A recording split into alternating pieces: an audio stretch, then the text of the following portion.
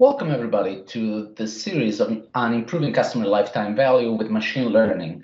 This is a four-part series that will discuss all the phases of the customer journeys and the way, or at least some of the ways, that machine learning can help during each phase. For today's agenda, we'll have a brief, I promise brief, introduction about who we are and what we do. And then we'll talk about the various phases of the customer journey and how machine learning can support each of these phases. And then we'll see an example of machine learning helping with customer retention. And finally, I will briefly introduce the last part of this four-series webinar. I am Francesco Sguanci, and I lead the data science team here at Dunn Solutions. Dunn Solutions is a digital commerce and business transformation consultancy. We have been in business since 1989 and are headquartered in Chicago, but we also have operations in Minneapolis and Bangalore, India. Our business model is to deliver velocity to our clients, and you may remember back from your Physics 101, the velocity is really a combination of direction and speed. We provide direction through our analytics services and speed by helping our customers automate their business processes. We truly are a 360-degree consultancy, and in addition to providing analytics and marketing automation solutions, we also help our clients integrate them with their digital platform of choice. And that's where the cycle starts all over again. So we do help with all the stages of this process, and we refer to this process as the virtuous cycle of customer engagement. All right, that was it for our introduction. And now back to the topic. We have already discussed the pre-purchase stage in the very first webinar. And in part two, we discussed the acquisition phase, which is part of the post-purchase stage, which is the stage when the customer is engaged with your company and is generating value for your company. Last time, we also defined the concept of value. A customer is as valuable as the amount of profit he or she is expected to generate in their lifetime. Now, value is calculated through the customer lifetime formula, which in its basic form is simply profits from newly acquired customers plus increasing profits from the existing customers minus the profit lost to customer churn minus the marketing spend.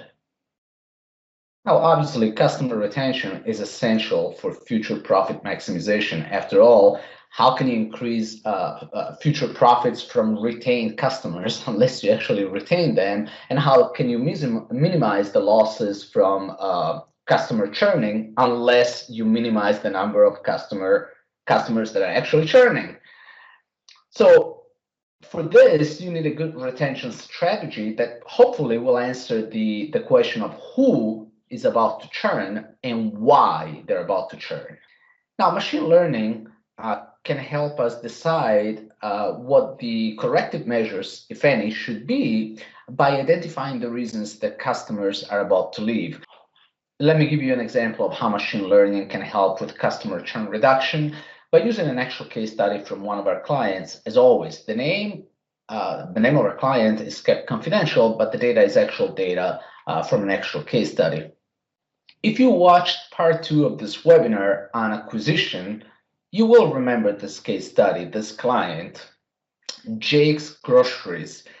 Jake's came to us when they experienced a 5% drop in customer lifetime value, and they wanted to know why and what they could do about it. Now, briefly about the client, they are an online grocery store. They operate mainly in New York, but they also have operations in other areas of the Northeast.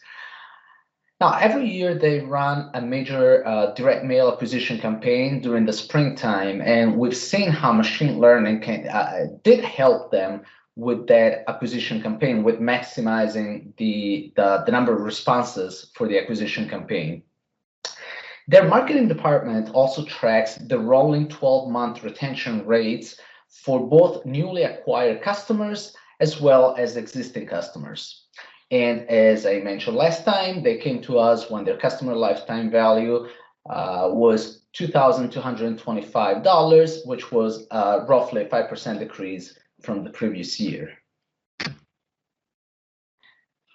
This is the same chart I showed you last time. The first thing we had to do was to figure out what the problem was, right? And the problem was that they were not able to acquire enough customers to make up for the people that were leaving. So they acquired on average 7,000 people, or they had an acquisition rate of 1.61%.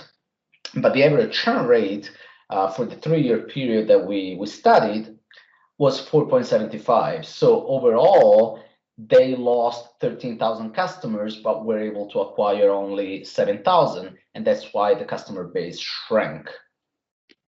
So the first thing that we did to help with churn was to look at retention rates by acquisition year. So for people acquired in a certain year, we tracked all the people that had not been active in the last 365 days. So our definition of churn is if you do not make a transaction, or if you don't purchase within 365 days from your last purchase, then you have churned. So basically we tracked and we recorded the month in which the last transaction took place before going dormant. Now, what we noticed is that the new customers, so the people that were acquired last year, they had the lowest retention rates of all the other years. You can see that it's a 95.1% versus 95.3 and 95.4. Also, that cohort of customers, so the customers we acquired in the most recent year, also showed the steepest drop in their first month of membership. Could be it's a lack of follow-up. Maybe they're not satisfied with service. We don't know, but what we do know is that there is a major drop in the first month of membership, and then they go inactive and they never repurchase again within the 365-day period. We created a machine learning model that used historical data on customers that had previously churned to try and forecast and predict who of the active customers was going to churn in the future. Now, we used some of the features that we thought could be predictive, could have some predictive power. And it turned out that the average customer rating, tenure, having clicked on an email in the previous month, and the number of coupon redemptions, they all decreased the probability, the likelihood of customers churning in the future. On the other hand, the number of emails that were sent out every month, and when the acquisition source was direct mail, those reasons, they both caused people to churn at a higher rate, so the churn rates to increase. After we trained the model, we had to validate it to see how accurate it was and to see if we could minimize the cost of misclassification. And what do I mean by that? For this specific client, the average cost of losing one customer was roughly 10 times the cost of trying to retain a customer. So in other words, to use a machine learning jargon, false positives, which is when you predict people to churn and they end up not churning, were much less expensive than false negatives, which is when you predict someone not to churn and they end up churning. In this case, 1 to 10. So within the ranges, all the ranges achievable by this model, we calculated that the cost of misclassification was minimized at a 75% true positive rate. So we calculated a risk score for every single customer, active customer in our database, and then we merged those risk scores by the yearly spend for every customer. The reason why we did this is that we wanted to make sure that we ranked customers not just based on their probability of leaving us, but also on how valuable they are to our company. We generated risk scores for every single customer in a database that was still active. Then we merged the risk scores with the average yearly spend for every customer because we wanted to be able to rank each customer not only based on how risky they were, but also how valuable they were to our organization. In the ideal world, we would want to send an offer only to the highest risk and higher value customers. Let me give you a word of advice. If you plan on sending a marketing offer, retention offer to everyone in your database, a machine learning model is often useless. And I will be more than happy to talk about this if you contact us and if you're contemplating using machine learning for your retention efforts.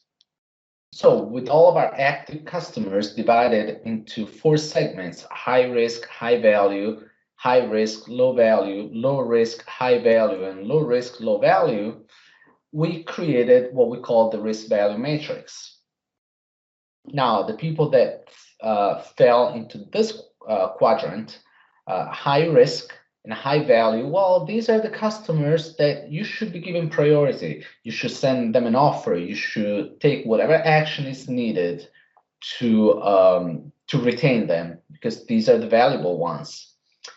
Now, if customers are high value, but low risk, they're not going anywhere, just manage them effectively. Make sure that you provide excellent customer service, call them once in a while to make sure that they stay happy, but there's no aggressive retention messaging that you should be doing at this time. Now, there are some customers that are low risk and low value. These customers are not very likely to churn. They're low in risk. However, they are also low in value. So what should you do with them? Well, you should try and they should be sold up and cross-sold to increase their value. So try and increase their basket size by providing offers such as buy one and get the next one free, or upgrade now for X% discount. And finally, you have what we call the dogs, or the people that are at high risk of leaving, and in addition to that, they're not providing any value to your organization. Now, you shouldn't take any action for these people. Now, I'm not saying that you should not provide customer service or you should do something bad, but it's not worth sending them any offer or giving them any incentive to stay since they're just costly.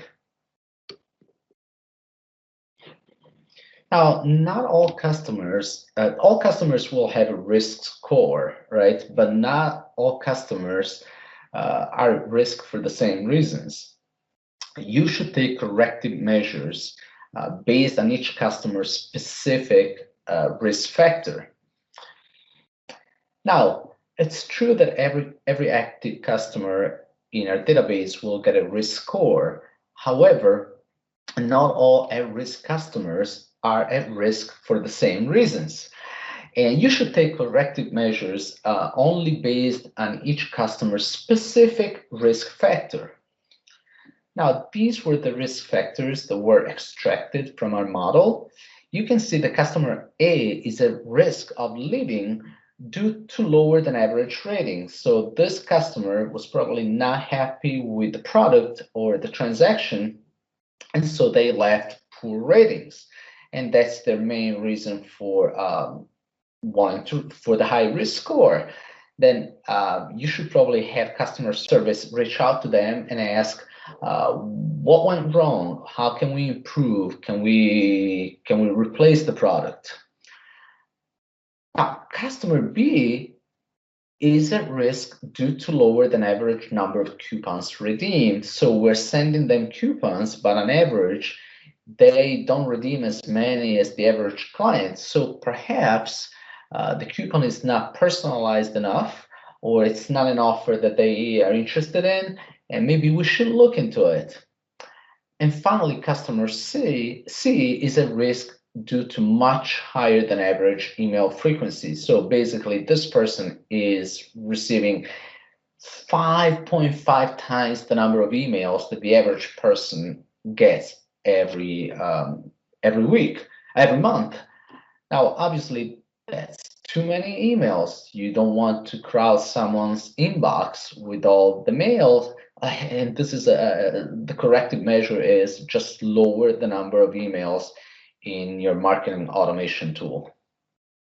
So after we did all this and we gave Jakes all the risk scores and we told them how to use them and who to reach out to with their retention strategy, what happened at the end of all this exercise? Well, at the end of the year, we measured the retention rates for the year that we helped with, and year 4 cohort had a retention rate of 96.5%, which is 1.23 percentage points higher than the average of the previous 3 years.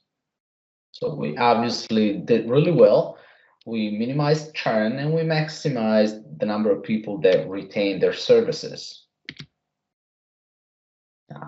Obviously, this had an impact on the customer lifetime value because future profits that will no longer happen due to lost customers and increase in future profits from retained customers are 2 elements of the customer lifetime formula. So by increasing this one and decreasing this one, we obviously increase the customer lifetime value. In fact, the 3-year customer lifetime value at the end of the current year was 2.1% higher than the best year ever observed. To put this in dollars, at the end of the current year, the customer lifetime value was $2,387 per customer, which was an increase of 7.3% from the previous year. Now, just to be completely honest, as I mentioned in the previous webinar, 7.3% improvement in CLTV was, yes, due to the churn reduction, but it was also due to our effort to maximize the number of acquisitions, and I discussed that in the previous webinar. So I highly recommend, if you haven't seen that one, that you check it out. So what is the lesson learned? Machine learning, if well implemented, will help you retain your most valuable customers without really eating into your profit, and will increase your customer lifetime value. I would love to have the opportunity to discuss the ways that your organization is using analytics and see if there is a way that I can help. Maybe I can help implement a machine learning solution that will work for your retention efforts. And what I would do, I would have an assessment with you. I would take a look at your data, and then I would develop a comprehensive strategy and also give you an ROI estimate for the project, what you can expect in terms of return on your investment. So please feel free to contact me. This is my email address, and I will be more than happy to answer any questions you may have. Next time, we'll talk about growing the customers. We have used machine learning to make our customers aware of our services, to convince them to become customers, and finally, to stick with us. So we have successfully retained our customers, and now, for those retained customers, we have to find a way to increase their basket size, so to increase the amount that they spend with us. Growing their basket size is key to achieving profit maximization. So in the next webinar, I will be showing you how we can generate additional profit for the organization while providing real value for customers as well. So I hope you found this webinar interesting, and I hope you will want to join me next time to discuss the final 2 phases of this customer journey. I will see you next time. Thank you very much for your attention.